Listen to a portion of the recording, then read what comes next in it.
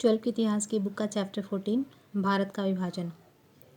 इस चैप्टर में 3 से 4 वीडियो अपलोड किए जा चुके हैं और इस चैप्टर में हमें देखना है भारत का विभाजन किस प्रकार हुआ और किस तरह से भारत को आज़ादी तो मिली, लेकिन वो आज़ादी टुकड़ों में मिली, यानी कि भारत को हिंदुस्तान और पाकिस्तान में बांट दिया गया और पाकिस्तान का निर्माण अलग राष्ट्र के रूप में कर दिया गया।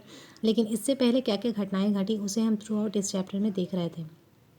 तो जो लास्ट वीडियो इस चैप्टर पे बना था वो था उस वीडियो में हम लोग देख रहे थे भारत छोड़ो आंदोलन को, और उससे पहले हमने बात की थी क्रिप्स मिशन की। तो क्रिप्स मिशन जो है वो भारत की स्थिति का जायज़ा लेने के लिए और भारतीय मांगों को पूरा करने के उद्देश्य से आया था, जिसमें ब्रिटेन के जो तत्कालीन प्रधानमंत्री थे चर्चिल, उन्होंने उन पर बहुत ज़्यादा मित्र राष्ट्रों की तरफ से दबाव बनाया जा रहा था कि अगर किसी भी तरह से ब्रिटेन ने भारत का सहयोग प्राप्त नहीं किया तो वो युद्ध में उनकी क्षति हो सकती है, क्योंकि लगातार ब्रिटेन युद्ध में हार रहा था।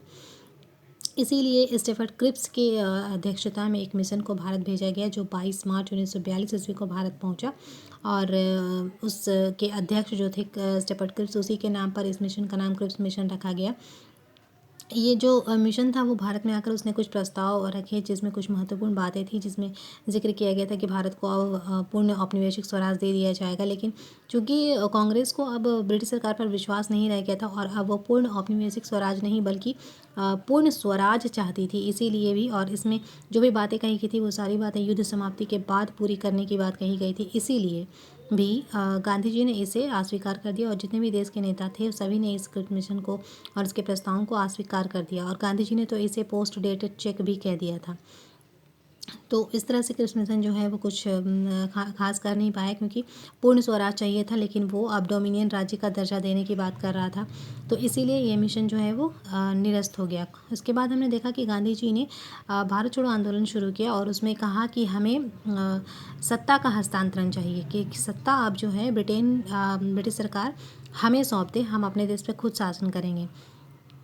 और 8 अगस्त को जो है वो कांग्रेस के बम्बई अधिवेशन में ये प्रस्ताव पारित किया गया और फिर गांधी जी ने यह आंदोलन शुरू किया। यह आंदोलन देश में काफ़ी व्यापक रूप से होने लगा और जितने भी सरकारी पदों पर लोग कार्यरत जैसे वकील थे, अध्यापक थे, ये सभी लोगों ने, सरकारी लोगों ने इस आंदोलन में भाग लिया था। ये आंदोलन दिन प्रतिदिन बढ़ता ही जा रहा था और जिस तीव्रता के साथ ये आंदोलन बढ़ रहा था उतनी ही तीव्रता से इसे दबाने के लिए कार्रवाई भी ब्रिटिश सरकार की तरफ से की जा रही थी, जैसे कि दमन चक्र हम कह सकते हैं। तो सरकार का दमन चक्र जो है वो भी उतनी ही तीव्रता से चला और गांधी जी सहित कई अन्य जो बड़े नेता थे उन सभी नेताओं को गिरफ्तार भी कर लिया गया था।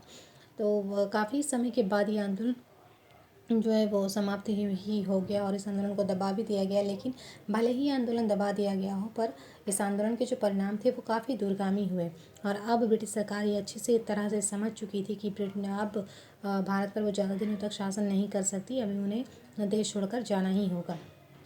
तो आज का जो वीडियो है उसमें हम बात करेंगे कि भारत छोड़ो आंदोलन के दौरान जिस तरह से गांधी जी और कई बड़े नेताओं को गिरफ्तार कर लिया गया था, तो उनको रिहाई किस बात पर मिली, किस तरह से उन्हें फिर रिहा किया गया।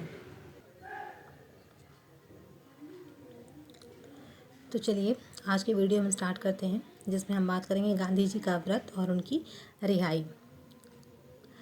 ब्रिटिश सरकार की नीतियों से दुखी गांधी जी ने उपवास की घोषणा कर दी थी कि वो अब आमरण अनशन करेंगे।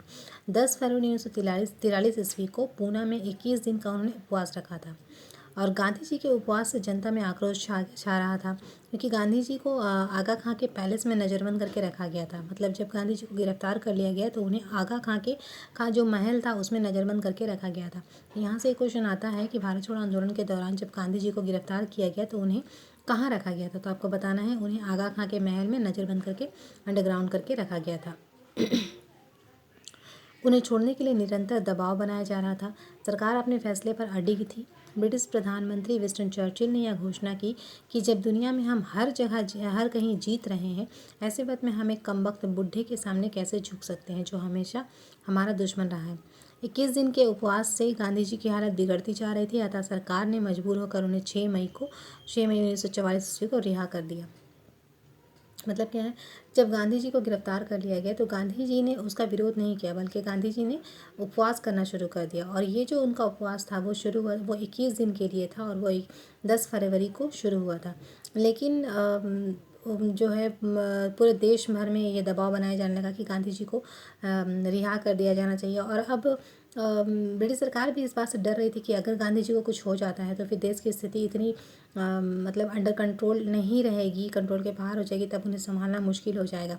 और ऊपर से ब्रिटिश प्रधानमंत्री जो चर्चिल थे वो भी मजबूर थे उन्हें रिहा करने के लिए, और गांधी जी को रिहा करना या उनके सामने झुकना उन्हें अब नागवार था। और इसलिए उन्होंने कहा कि जब हम हर जगह जीत रहे हैं, मतलब जब विश्व युद्ध चल रहा है और उसमें मित्र राष्ट्र जीत रही है, मतलब ब्रिटेन भी जीत रही है, ऐसे में वो गांधी जी जैसे एक साधारण इंसान के सामने झुक जाएं, और ये उन्हें अपना अपमान लग रहा था।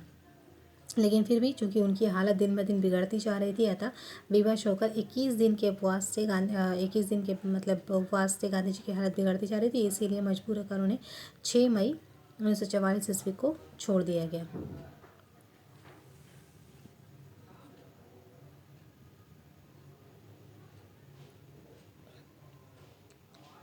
अब हम देखेंगे सी राजगोपालाचारी योजना।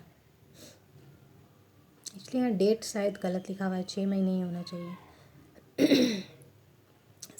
सी गोपालाचारी योजना जो है 1944 में, ये देखेंगे हम लोग आज। तो 1943 ईस्वी में लॉर्ड वेवेल वायसराय बनकर भारत आए। लगभग सभी भारतीय नेताओं को रिहा कर दिया गया था अब तक, और मुस्लिम लीग ने पाकिस्तान की मांग की। इसी मामले पर कांग्रेस और मुस्लिम लीग के मध्य समझौता कराने हेतु, क्योंकि कांग्रेस कभी भी विभाजन नहीं चाहती थी, कांग्रेस कभी भी अलग राष्ट्र पाकिस्तान बने ऐसा नहीं चाहती थी, लेकिन मुस्लिम लीग जो है वो अपनी मांग पर अड़ी हुई थी, और वो पाकिस्तान निर्माण पर अड़ी हुई थी, और वो चाह रही थी कि पाकिस्तान का निर्माण हो। तो इसलिए उन दोनों में समझौता कराने के उद्देश्य से सी राजगोपालाचारी जो है उन्होंने उनके सामने एक प्रस्ताव रखा, और जिसमें उन्होंने अपील की कि मुस्लिम लीग व कांग्रेस मिलकर पूर्ण स्वराज की मांग करें। और यही जो अपील थी, ये जो समझौता इन दोनों के बीच में कराया गया था, इसे ही सी राजगोपालाचारी योजना कहा जाता है। यहाँ से ये भी क्वेश्चन आता है, ऑब्जेक्टिव नहीं पूछेगा तो 2 नंबर वाले क्वेश्चन में पूछेगा कि सी राजगोपालाचारी योजना क्या है, तो आपको यही बताना है। इसके बाद हम बात करेंगे वेवेल योजना और शिमला सम्मेलन। कभी कभी क्या होता है कि बहुत सारी 3-4 घटनाओं को दे दिया जाता है और उन्हें एक के बाद एक क्रम में सजाने के लिए भी कहा जाता है। तो सपोज़ आपको दे दे कि भारत छोड़ो आंदोलन, क्रिप्स मिशन, सी राजगोपालाचारी योजना, वेवेल योजना, शिमला सम्मेलन, तो आपको इन्हें ऑर्डर में सजाना है। तो इस तरह से सबका डेट याद रखना और सबकी घटनाक्रम भी याद रखेंगे तो फिर इसे सेट करना ईजी हो जाएगा।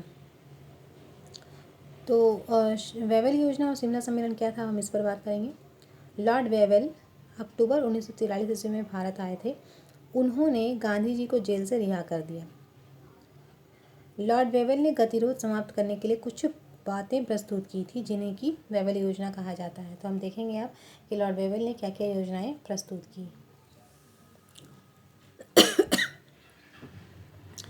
तो वेवेल ने जो योजनाएं प्रस्तुत की थी उसमें सबसे पहली योजना जो थी, सबसे पहली बात उन्होंने कही थी वो ये थी कि गतिरोध समाप्ति के लिए गवर्नर जनरल की परिषद में वायसराय तथा प्रधान सेनापति को छोड़कर सभी सदस्य भारतीय हों, और 1935 के अधिनियम को ध्यान में रखा जाएगा। मतलब जो गवर्नर जनरल की जो परिषद है उसमें सिर्फ 2 लोग ही गैर भारतीय रहेंगे, मतलब 2 लोग ही ब्रिटिशर्स रहेंगे, अंग्रेज रहेंगे, और बाकी जो भी पद हैं उन सभी पदों पर भारतीय सदस्यों को ही नियुक्त किया जाएगा। इसके साथ ही उन्होंने ये भी कहा कि जो 1935 ईस्वी का भारत अधिनियम था उसमें जो बातें कही गई थी उन बातों को खास ध्यान में रखा जाएगा। दूसरी बात जो उन्होंने कही वो ये था कि हिंदुओं और मुसलमानों की संख्या बराबर रखी जाएगी। फिर तीसरी बात उन्होंने कही कि विदेश विभाग भारतीयों को दे दिया जाएगा। चौथी बात उन्होंने कही कि परिषद अंतरिम सरकार की तरह काम करेगी। और लास्ट उन्होंने कहा कि युद्ध के बाद भारतीय अपने संविधान का निर्माण स्वयं करेंगे।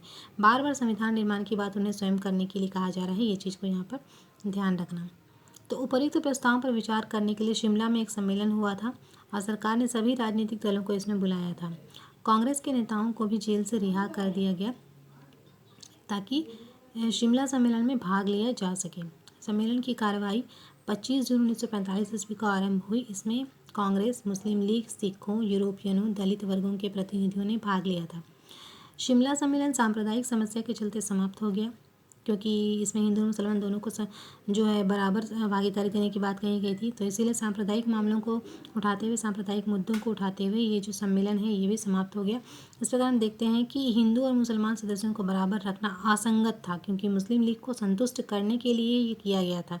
फिर भी स्वतंत्रता का लक्ष्य हासिल करने के लिए कांग्रेस तो इस बात के लिए तैयार हो गई, लेकिन लीग के असहयोगात्मक रवैये के कारण यह सम्मेलन जो है असफल हो गया। क्योंकि मुसलमानों की संख्या कम थी भारत में, लेकिन फिर भी उन्हें निर्वाचन में समान, मतलब हिंदू और मुसलमान दोनों को समान अधिकार दिया गया। कांग्रेस के हिसाब से यह बात असंगत था, लेकिन फिर भी उनका जो लक्ष्य था वो स्वतंत्रता प्राप्ति था। इस लक्ष्य को उनको ज़्यादा बड़ा लगा, इसीलिए असंगत बात के लिए भी कांग्रेस राजी हो गई थी। बट मुस्लिम लीग की हमेशा से ही असहयोगात्मक रवैया रहा है। उन्होंने भी यहाँ पर भी सहयोग नहीं किया, और इसी कारण जो है शिमला सम्मेलन असफल हो गया। तो आज की वीडियो में हम लोग इतना ही रखते हैं। नेक्स्ट वीडियो को हम बात करेंगे द्वितीय महायुद्ध के बाद राष्ट्रीय आंदोलन, मतलब जब सेकेंड वर्ल्ड वार समाप्त हो गया उसके बाद राष्ट्रीय आंदोलन पर क्या असर पड़ा, और उस समय राष्ट्रीय आंदोलन किस तरह से आगे बढ़ा, ये हम लोग बात करेंगे नेक्स्ट वीडियो में। ठीक है। शिमला सम्मेलन की जो बातें हैं, उन बातों में जो प्रस्ताव पारित किए गए थे, उन प्रस्तावों को अच्छी तरह से नोट में बनाते वक्त ध्यान में रख लेना, क्योंकि यहाँ से क्वेश्चन आता है। वीडियो एंड करते हैं। Thank you.